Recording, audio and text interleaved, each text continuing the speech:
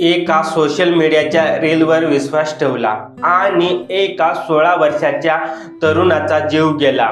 त्याचे private part काढून तलावात फेकून दिले। नेमकी घटना काय घडली मंडळी, तेच आज आपण या व्हिडिओच्या माध्यमातून जाणून घेणार आहोत। नमस्कार मंडळी, मी उत्तम ठाकरे आणि तुम्ही पाहत आहेत आपला विषय। मंडळी, ही भयानक आणि धक्कादायक घटना घडली भोपाळमध्ये।